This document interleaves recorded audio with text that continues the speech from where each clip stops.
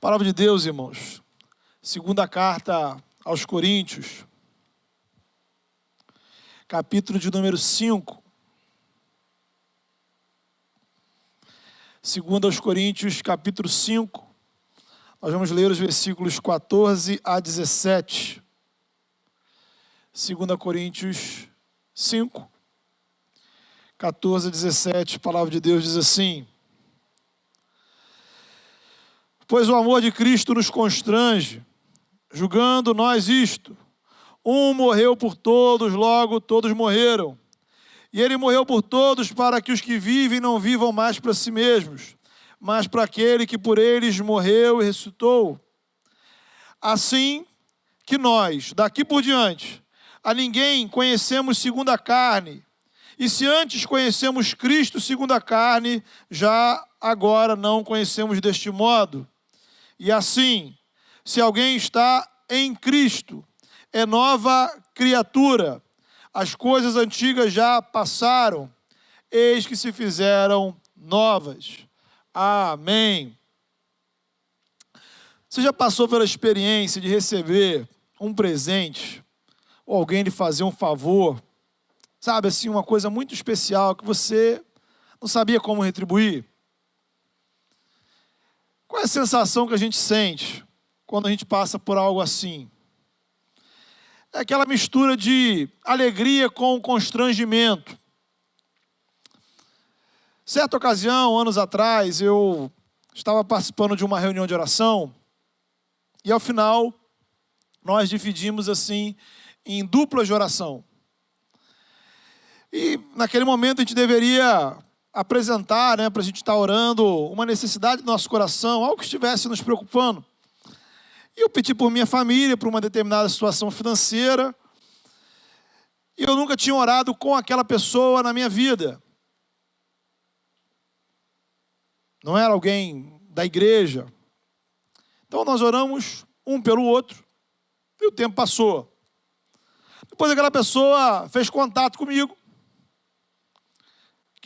marcou uma conversa, me procurou dizendo que ela havia guardado um determinado valor e queria abençoar alguém e sentiu-se tocado naquele momento da oração para me doar aquela quantia. E eu fiquei sem reação, eu não sabia o que fazer. Exatamente esse sentimento: alegria, constrangimento. Então, é exatamente dessa, digamos, alegria constrangedora que Paulo está falando aqui nessa primeira frase do texto. O amor de Cristo nos constrange. Ele nos constrange por causa da sua grandiosidade. Que amor é esse? É uma loucura de amor. Note que o amor de Deus por nós é muito mais do que mera informação. O Evangelho não é uma história de amor, assim como um filme, uma novela, uma série que assim você assiste hoje, se emociona, chora, e amanhã você toca a sua vida, você nem lembra direito o que aconteceu. O amor de Deus por nós é algo que nos envolve. Ele diz respeito a você individualmente. Esse amor não é apenas para ser conhecido, ele é para ser experimentado.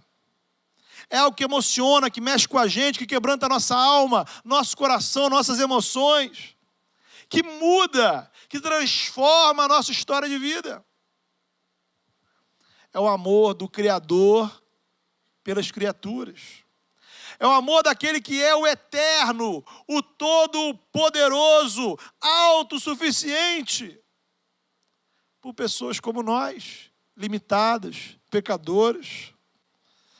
É o amor daquele que é santo, santo, santo, por pessoas sujas, cheias de pecados, como eu e você. É o amor de Deus por nós, apesar de quem somos e do que fazemos, do que pensamos. Esse amor se revela em Jesus. O amor de Deus não é apenas uma poesia de belas palavras. O amor de Deus é um fato, um acontecimento histórico que tem a ver com a morte e a ressurreição de Cristo. primeiramente, com a morte. Por quê? Note bem. Somente pode ressuscitar quem já morreu. Óbvio, né? A ressurreição é um milagre destinado àqueles que já morreram. É importante, embora seja muito óbvio isso, mas você pensar sobre isso. Quem está vivo não precisa de ressurreição, correto? O texto vai dizer: um morreu por todos, logo todos morreram. Qual é então o primeiro convite do Evangelho para você? Qual é a primeira coisa que o Evangelho chama você a fazer? Um teólogo alemão chamado Dietrich Bonhoeffer, ele resumiu na seguinte frase: venha e morra. É isso que o Evangelho fala para você. Venha e morra. Note, o próprio Jesus, ele nos diz que nós precisamos morrer com ele. Quem quiser salvar a sua vida, a perderá. Para salvar, tem que perder. Para ressuscitar, tem que morrer. A grande questão é que nós queremos o que Cristo tem a oferecer. Queremos os benefícios do Evangelho, mas não queremos nos envolver com ele. Se esses benefícios puderem ser entregues na minha casa pelos correios, ótimo, né? Eu quero ganhar, não quero abrir mão de nada. Jesus tem bênção para a minha vida, excelente. Quero todas que Jesus puder me dar. Mas esse papo de morrer não dá certo, né? Para matar, a gente até está disposto, né? Matar umas pessoas por aí. Mas morrer, a gente não está muito afim. O problema é que isso não é evangelho, irmãos. No evangelho, Deus oferece a você muito mais do que bênçãos. Ele nos oferece relacionamento, comunhão. Relacionamento para o qual Ele mesmo nos criou. Por isso a comunhão com Deus através de Jesus é chamada de vida. Palavras de Jesus, Ele diz: eu vim para que tenham vida e a tenham em abundância. Vivemos de verdade quando estamos em Jesus. Essa vida é chamada de nova vida, para fazer oposição à vida que vivíamos antes de sermos alcançados pela graça. A nova vida é a vida que passamos a viver quando a graça nos alcança. Ora, para eu experimentar uma nova vida, é necessário que a velha vida morra. Porque a nova vida é ressurreição. Por isso, querido, o Evangelho convida você a morrer. Obviamente não uma morte literal, física. É uma morte espiritual, é uma morte existencial. É a morte de uma forma de viver. De uma forma de pensar. A morte de uma condição espiritual dominada pelo pecado. Veja, não é a morte de você tirar a sua vida. É a morte de você entregar a sua vida a Cristo. Para que os efeitos da morte de Jesus na cruz venham sobre você.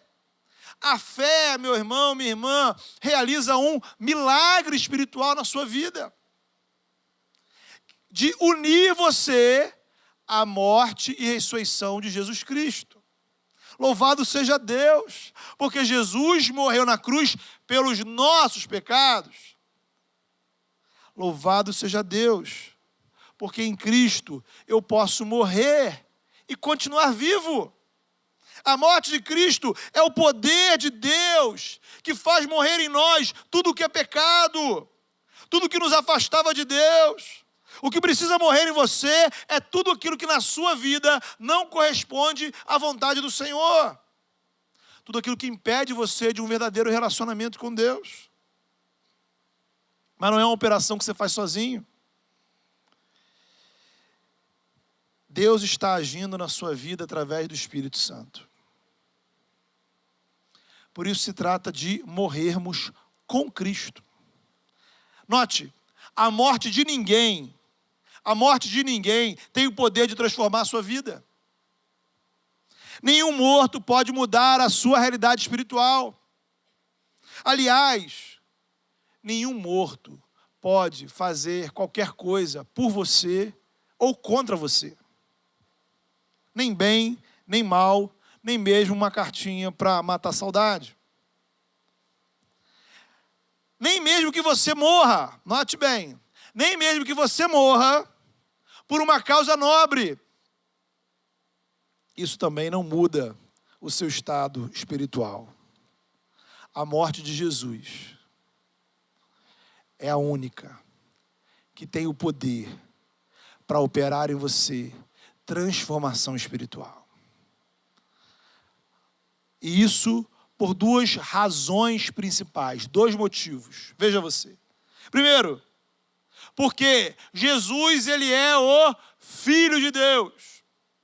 Então não é apenas um cara legal, um homem bom, que morreu por um motivo nobre. Jesus é o próprio Deus em carne e osso. Ele é o autor da vida, diz a palavra. Aquele por meio de quem todas as coisas foram criadas.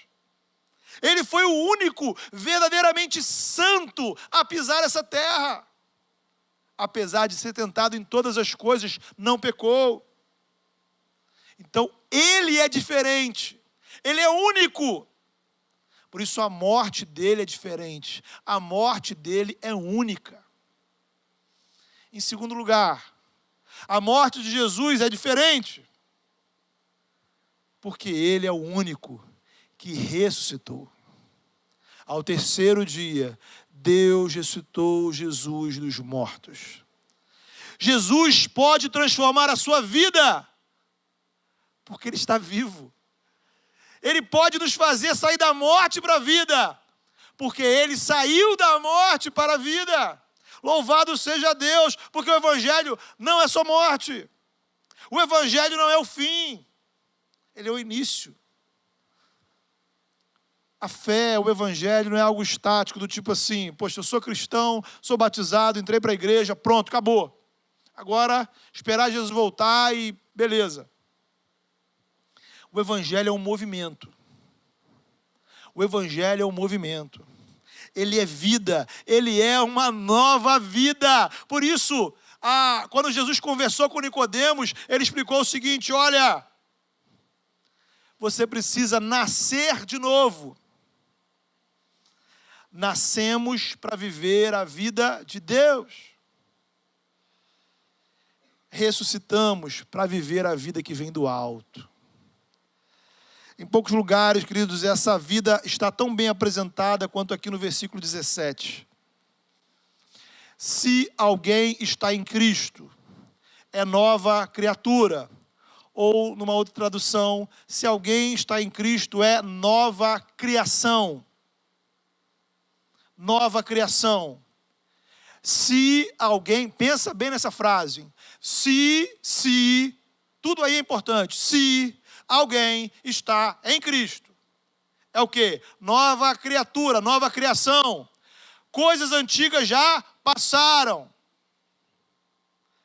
Eis que se fizeram novas. Esse versículo, irmãos, é lindo. Comecemos pela partícula inicial. A partícula condicional no início da frase. Se alguém está em Cristo. Aqueles que não morreram em Cristo, não estão em Cristo. Você pode estar fisicamente aqui na igreja e não está em Cristo. Você pode estar aí acompanhando ao vivo no YouTube e não está em Cristo. Você pode estar ouvindo essa pregação no Spotify durante a semana e não está em Cristo. Se alguém está em Cristo. Note bem, ele não disse assim, se alguém acredita em Deus, não disse isso. Se alguém frequenta a igreja das águas, se alguém está batizado, se alguém é uma pessoa boa, se alguém paga suas contas, se alguém vota nesse ou naquele candidato. Ele não disse nada disso. Precisamos estar em Cristo. A expressão em Cristo, ela nos dá a noção espacial de um lugar. É como se estivéssemos dentro de uma realidade. O ponto é o seguinte, o que isso quer dizer aqui? A fé verdadeira, a fé sincera em Jesus, ela nos transporta espiritualmente de uma realidade para outra. Ela opera em você um deslocamento espacial, um transporte. Estar em Cristo é ser conduzido para uma outra esfera espiritual, na qual Ele é o Senhor. É o que Paulo vai dizer lá em Colossenses capítulo 1. Pois Ele nos resgatou, uma operação de resgate, do domínio das trevas e nos transportou para o reino do seu Filho amado, em quem temos redenção, perdão de pecados. Então Ele nos resgata dessa realidade e nos transporta para uma outra realidade. É onde você passa a estar sob os efeitos da graça de Deus, sob a influência do Espírito Santo. Você é participante do corpo de Cristo. Você vive a vida do reino. Você tem acesso ao trono da graça de Deus. E aí nós servimos uns aos outros com dons espirituais. Portanto, o reino de Deus, queridos, é o espaço do relacionamento espiritual com Deus. Por isso o Novo Testamento vai usar várias vezes a expressão em Cristo. Pode comparar essa realidade, né, para a gente fazer uma ilustração, a nossa experiência com o mar. Veja você. Imagine que Paulo dissesse o seguinte: se alguém está no mar, é nova criatura. Né? Vamos botar dessa forma. Então, se eu tenho que estar no mar, não basta acreditar que o mar existe, ok? Não basta achar o mar bonito, não. Não basta sentar na praia, na areia e assistir o pôr do sol. Não basta eu fazer um curso de oceanografia e saber tudo sobre o mar. Também não. Para estar no mar, eu preciso estar dentro da água. Precisa mergulhar. E quem entra na água nunca sai do mesmo jeito que entrou. Estar em Cristo é mergulhar na graça. É ficar completamente molhado pela graça de Deus. É sentir o seu corpo afetado pelo amor de Deus. É sentir na boca o gosto do sal do Evangelho. É sentir a força da onda do Espírito Santo tocando a sua vida. É, às vezes, levar um caldo e sentir a reviravolta que o Evangelho produz na sua vida. Mudanças, milagres, transformações, coisas diferentes, coisas inéditas, coisas surpreendentes. E a igreja? A igreja é a praia. A igreja não é o mar. A igreja te dá acesso ao mar. Você acha que o nome é Igreja das Águas à toa, né? Não podia ser. E o discipulado? O discipulado te ensina a nadar. Para que a sua experiência na água não seja de apenas molhar os pés. Ou, para os que gostam, né? O discipulado pode te ensinar a surfar, né? E é claro, quando a gente caminha junto em uma igreja saudável, até salva-vidas a gente tem. Porque às vezes a gente se afoga, né? Precisa de ajuda. Por isso a experiência do Evangelho é uma experiência comunitária, não solitária. A experiência do Evangelho é uma experiência individual. Você. Mas ela não é solitária. Porque sou eu andando com outros. Não sou eu andando sozinho. Estamos juntos. E aí, tem gente que nada melhor, tem gente que está aprendendo a nadar, tem gente que nada e vai surfar, tem gente que pode ser um mergulhador profissional, tem gente que vai ser o pescador sentado lá. Tem gente que gosta de ficar só no raso, tem gente que vai para o fundo. Há várias maneiras da gente experimentar e ter vida dentro do Evangelho. Mas não tem como você estar em Cristo sem você mergulhar no Evangelho. Infelizmente, é o que muitas pessoas querem. As pessoas querem experimentar o Evangelho como quem vai à praia para ler um livro. Bacana, né? Sentei na areia, sol ali, visual, pego o meu livrinho e fico lendo. Ela não se envolve com o mar. É você que vem na igreja. É você que assiste o culto. Pô, você ouve a palavra, bacana, legal. Mas você não quer se molhar. Você não quer ser realmente afetado. Você quer ter uma relação com o Evangelho, onde você mantém a sua segurança, né? Sua zona de conforto e de controle. Só que quem não está dentro do mar, não está em Cristo. Se alguém gosta de Jesus, não. Se alguém acha Jesus legal, não. Se alguém está em Cristo, precisa estar no mar, precisa estar no Evangelho, precisa mergulhar e precisa deixar a água do Evangelho lavar, impactar a sua vida. Se alguém está em Cristo, é nova criação, as coisas antigas já passaram, as que se fizeram novas. Olha outro detalhe lindo, queridos. Lindo, lindo, lindo. O texto diz: nova criação, ou nova criatura, né?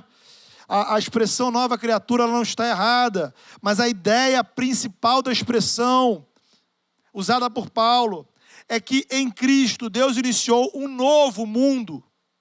Certo? Um novo mundo. A ressurreição de Jesus, ela nos dá acesso a algo que só esperávamos para o futuro. A ressurreição de Jesus é literalmente o início dos novos céus e da nova terra. A transformação de todo o universo inteiro será redimido e transformado pela glória do Senhor. Então, o que Paulo está dizendo é o seguinte: se você está em Cristo, se você entrou no mar, você já é parte desta nova criação, ok? Você já está vivendo lá. Somos novas criaturas porque somos partes de uma nova criação. A vida nova que o Evangelho traz é a vida da nova criação. Um dia, Deus vai dizer para todo o universo as palavras que estão registradas em Apocalipse 21. Eis que faço novas todas as coisas. Essa palavra, guarde isso no seu coração. Essa palavra, Deus diz para você, no exato momento que você crê em Jesus e mergulha no Evangelho. Eis que faço novas todas as coisas na sua vida. Eis que posso fazer novas todas as coisas na sua vida. Na sua vida. Glória a Deus, irmãos. A gente começa a experimentar uma nova vida, porque Deus derrama na gente as pitadas de um novo mundo. São sementes plantadas em nós pelo Espírito Santo. O Espírito Santo vai trazendo em nós esse novo de Deus. As coisas antigas já passaram. O novo de Deus vai sendo semeado. O Espírito Santo, o próprio Espírito, ele é a dádiva de uma nova realidade que a cruz de Cristo nos proporciona. Note que o primeiro evento após a ressurreição de Jesus, a sua ressurreição e exaltação foi qual? Pentecostes. O Espírito Santo foi derramado sobre a igreja, porque ele traz do céu a vida de Deus para as nossas vidas. É ele quem faz surgir coisas novas e uma vida velha. Só que coisas novas muito poderosas, coisas novas muito especiais, coisas novas repletas da graça de Deus, coisas novas que transformam essa velha vida numa nova vida, pitadas de um novo mundo, que geram uma vida nova. Querido irmão, querida irmã, uma ressurreição pode estar acontecendo na sua vida. Você já notou isso? Já pensou sobre isso? Uma ressurreição pode estar acontecendo na sua vida. Não é pouca coisa, irmãos. Somos pessoas novas e um mundo velho. Nós mudamos, mas o mundo ainda não mudou. Por isso, Paulo vai orientar lá no capítulo 12. Não vos conformeis com este mundo. Veja, a gente interpreta errado essa frase. Quando ele diz, não vos conformeis com este mundo, com este século, ele não está dizendo para a gente ficar indignado com o mundo pura e simplesmente. Não é para você ficar com raiva do mundo. Isso não vai te levar a nada. Você pode ler o Novo Testamento de Mateus até Apocalipse. Não há uma expressão de raiva, de ódio da igreja para com o mundo, porque o mundo é o mundo. Não se conformar com este mundo significa que eu não vou me acomodar, me moldar ao padrão do mundo. Por isso ele vai dizer, transformai-vos. Não é transformar o mundo, é se transforme pela renovação da vossa mente, ou seja, renovação, fazer nova a sua mentalidade. Nós somos cidadãos da Nova Jerusalém, que ainda vive na Babilônia.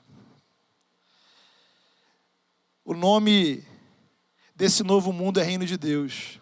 A vida desse novo mundo é Jesus. A força desse novo mundo é o Espírito Santo. Isso nos leva a uma pergunta muito séria e muito interessante. Se você se converter a Jesus, ou você que já se converteu, será que você se torna realmente novo? Sabe, essa é uma questão que de vez em quando eu penso sobre ela. Talvez você pense sobre isso nesse exato momento. O que vai mudar na sua vida? O que vai mudar na sua vida se você se tornar cristão? O que vai mudar na sua vida hoje? Se você hoje entregar a sua vida a Jesus e confessar Ele como seu Senhor e Salvador, o que vai mudar? Ou mesmo você que já creu em Jesus, já foi batizado, já está na igreja, aí você pergunta assim, mas será que realmente eu estou convertido? Como é que a gente avalia isso? Qual a resposta para isso? Veja bem, talvez isso te surpreenda, mas o Evangelho não faz de você uma pessoa totalmente nova. Não a curto prazo, não de maneira imediata. O Evangelho, note bem, ele introduz na sua vida coisas novas, ok? Coisas novas. Coisas que mudam e podem mudar a sua vida aos poucos, progressivamente. Então a conversão não muda a sua personalidade. Né? Então se você, por exemplo, é uma pessoa tímida, a conversão não vai transformar você numa pessoa falante. E vice-versa. Então você não gosta de jiló e gosta de pudim. A conversão não vai mudar seu paladar. Para a tristeza de alguns, a conversão não vai mudar a sua aparência. Sua biologia não vai mudar. E às vezes, queridos, a falta de compreensão nesses aspectos nos fazem cair em mal entendidos. Por quê? Por um lado, nós que já somos cristãos, queremos exigir que a pessoa se converta hoje e amanhã ela esteja completamente diferente. E se não for totalmente totalmente diferente, então não é convertido. Né? Então não. Fulano não se converteu. Como é que pode se converter se é assim, né? Onde já se viu? Aí a gente começa a julgar a conversão dos outros. Bem, nesse padrão, irmãos, se você olhar a igreja de Corinto, acho que ali faltava convertido. Né? E como é que Paulo tratou aquela igreja? Que tinha todo tipo de problema. Tinha milhões de problemas.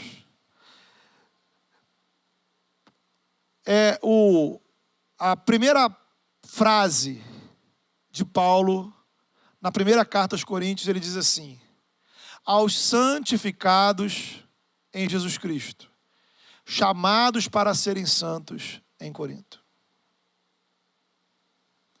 Tinha gente que não se falava, tinha gente que desprezava o outro, tinha gente que cometia pecados imorais, tinha gente que tinha uma vida sexual com prostitutas, tinha pessoas se divorciando, tinha pessoas processando outros membros nos tribunais, né? A ceia era uma bagunça, o culto era uma loucura. Tinha gente que não acreditava que Jesus ressuscitou. Tudo isso havia lá.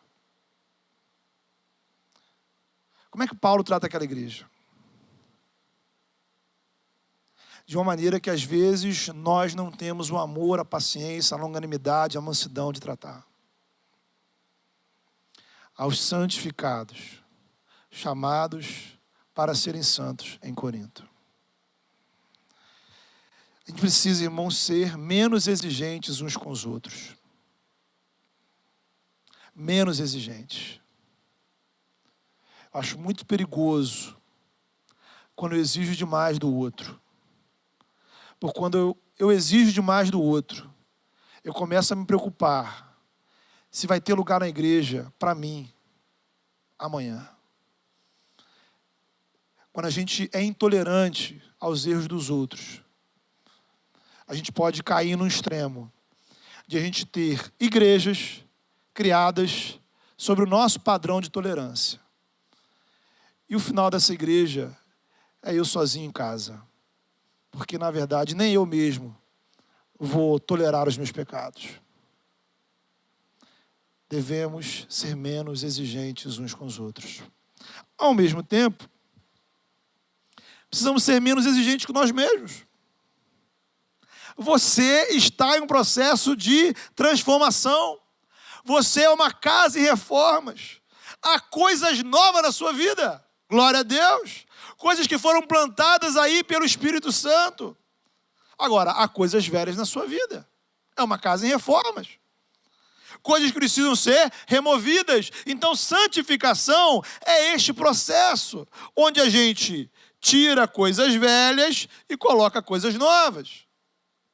E aí também não vale, queridos, a gente ficar se comparando uns aos outros. Porque talvez, os aspectos da minha vida que já foram renovados no Evangelho sejam diferentes do seu. Talvez as coisas velhas que eu preciso tirar da minha vida sejam diferentes das suas. A nossa casa está em reforma, né? Mas imagine que agora todos nós, a partir de amanhã, iniciasse uma reforma na sua casa. Todo mundo, ao mesmo tempo, começou uma reforma nas nossas casas. Será que daqui a uma semana, se nós fôssemos inspecionar cada casa, as casas estariam do mesmo jeito? Não. As nossas vidas são diferentes. Porque a reforma de Deus na nossa vida, ela é particularizada. A maneira como Deus trata e trabalha na sua vida é diferente da minha.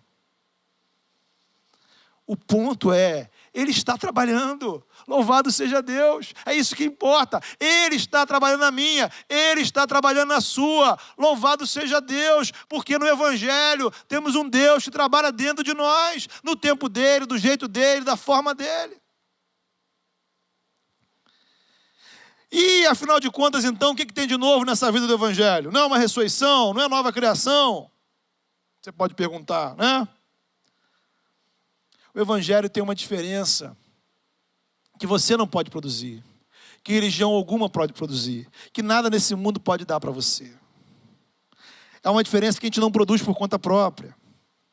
Então, eu quero pontuar aqui três diferenças básicas que o Evangelho produz em nós. Em primeiro lugar, o Evangelho muda quem você é diante de Deus. É uma mudança de posição, a mudança de como Deus olha para você.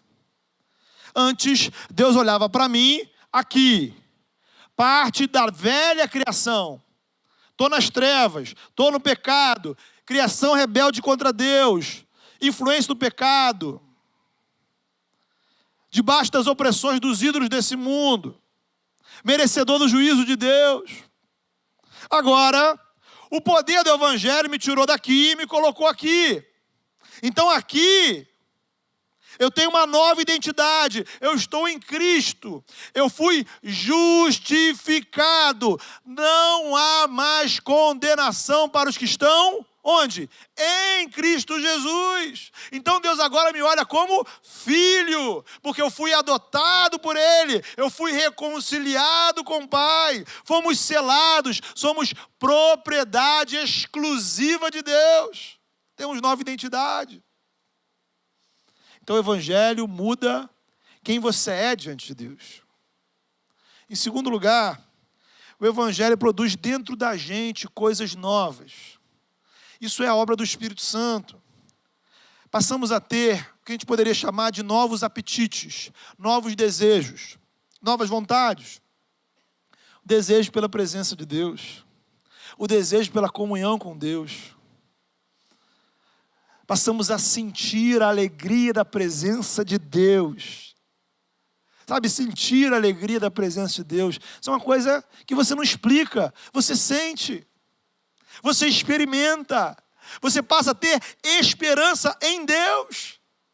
Como é que você explica para alguém isso? Você passa a ter esperança nas promessas de Deus. O Espírito Santo produz em nós coisas novas, fruto do Espírito, amor, alegria, paz. Como é que eu posso ter amor, alegria e paz, e mansidão, e domínio próprio nesse mundo louco? Passamos a olhar para nós mesmos, para o mundo, para o outro, diferentes. Ao mesmo tempo, temos incômodos que não tínhamos antes. Coisas que eram naturais passam a ser estranhas, desconfortáveis. Agora, veja.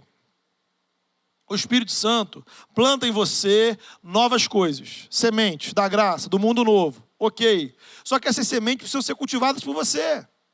Quem planta é o Senhor, né?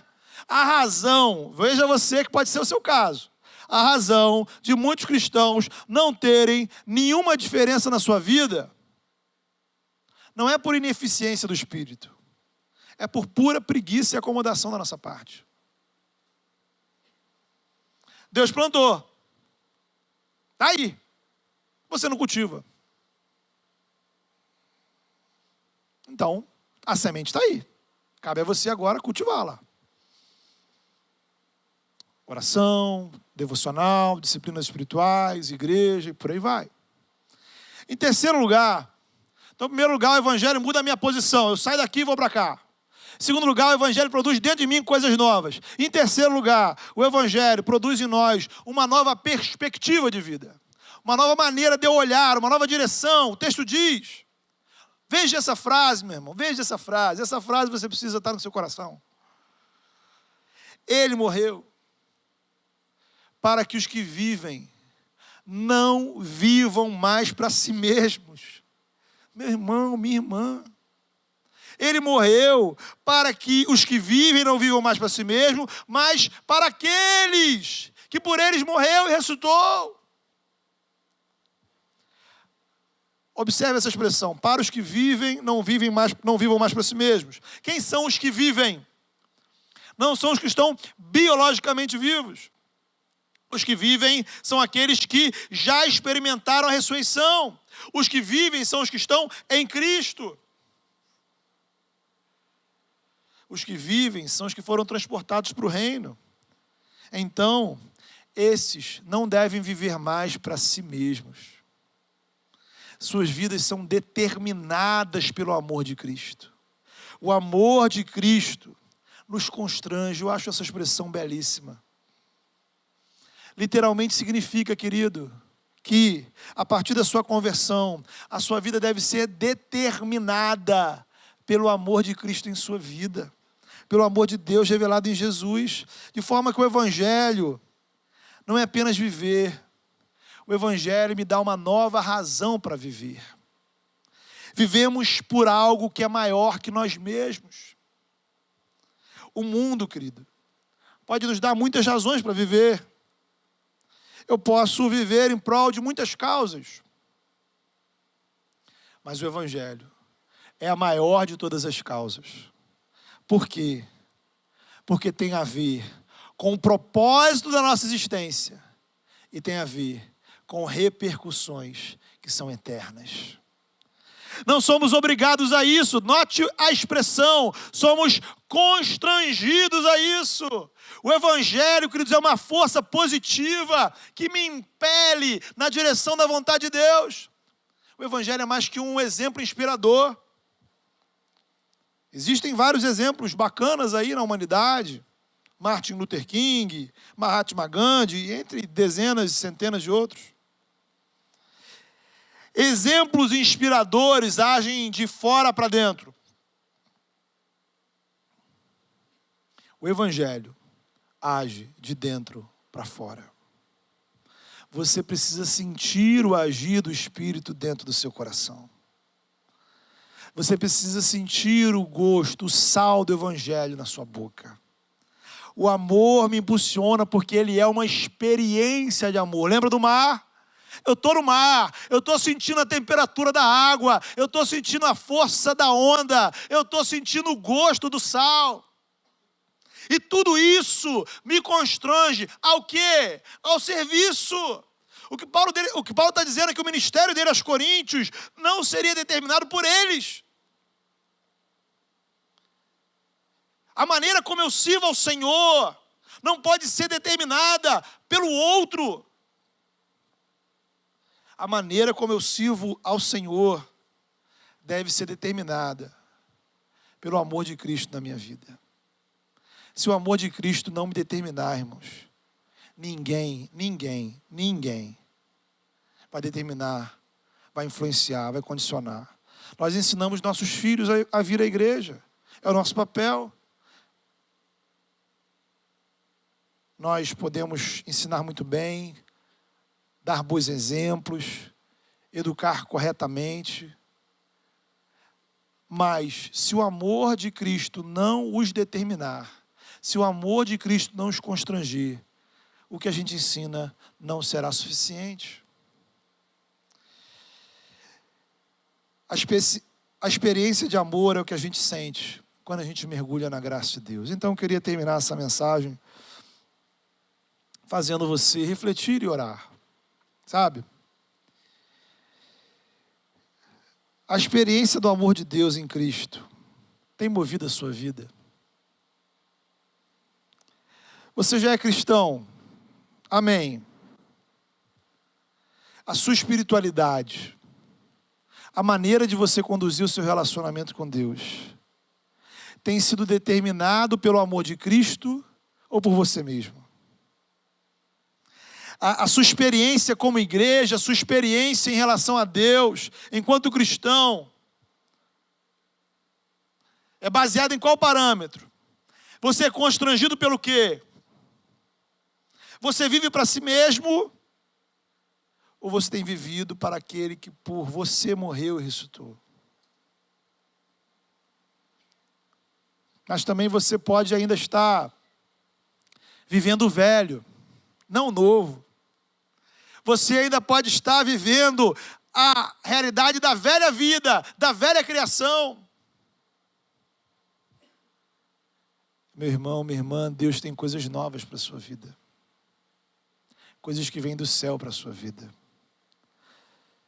E talvez seja hora e momento de algumas coisas morrerem em você, para que você possa experimentar o poder da ressurreição.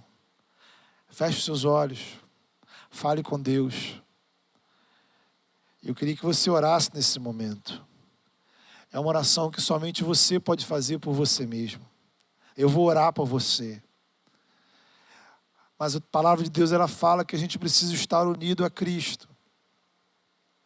Como nós dissemos, o Evangelho é uma experiência individual, mas não solitária. Nós estamos juntos. Você ouviu a palavra, você ouviu o Evangelho, você viu a explicação da palavra de Deus. O que essas coisas dizem para você? O que essas coisas dizem para sua mente, para suas atitudes? Você já experimentou esse movimento de sair daqui e viver em Cristo Jesus? Se alguém está em Cristo.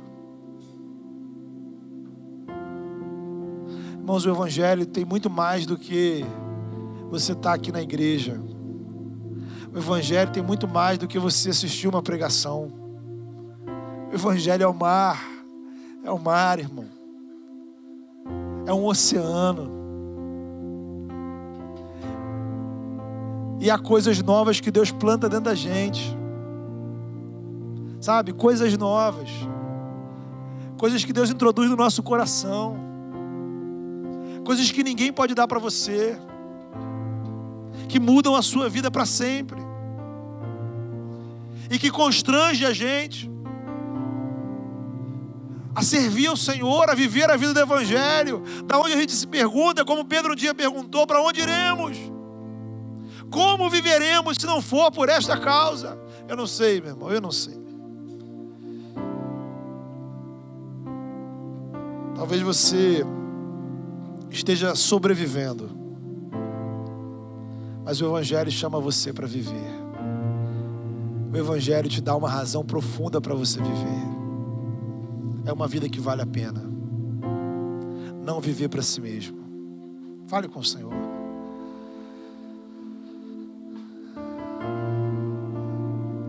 Em nome de Jesus, Senhor.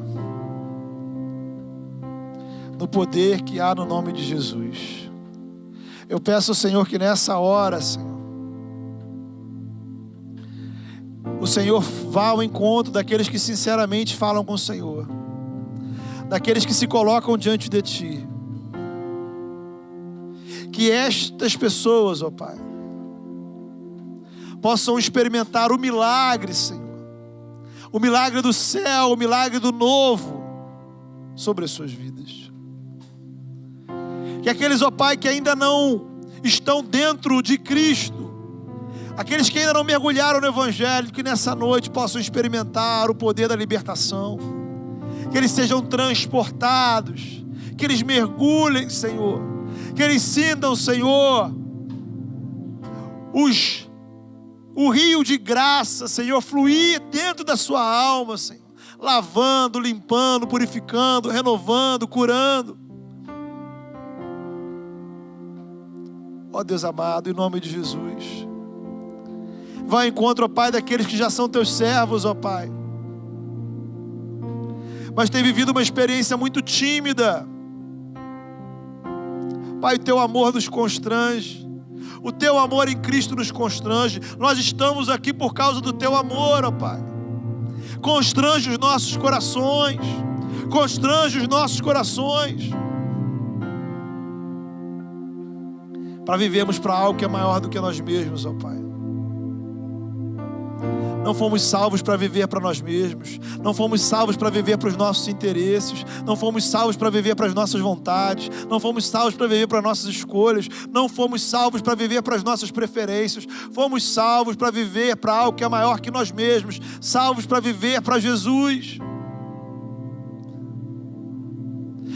E seja muito mais que uma obrigação, ó Pai, moral. Seja algo sentido. Ó Pai, em nome de Jesus eu suplico, ó Pai, que o teu povo sinta o teu agir, o agir do teu Espírito Santo, impulsionando as suas almas e corações. Impulsione-nos, ó Pai, para uma nova vida, para uma nova direção, para uma nova espiritualidade, para uma nova experiência de igreja, para uma nova maneira de ver a vida. Que aqueles, ó Pai, que andam sem razão para viver, possam encontrar em Cristo mais do que o mero existir, mais do que o sobreviver, a vida verdadeira, Senhor, a vida verdadeira, a vida que vem do céu. Que nessa noite nós possamos ouvir o Senhor dizer, ó Pai: eis que faço novas todas as coisas. Que o Senhor faça novas todas as coisas na minha vida, na vida dos nossos irmãos, na vida daqueles que acompanham ao vivo essa pregação, naqueles que vão ouvir essa pregação dezenas de outras vezes, em outros momentos. Mas que o poder que vem do alto esteja sobre nós. Produz algo novo, Senhor. Produz algo do céu dentro de nós e a partir de nós. Em nome do teu Filho Jesus.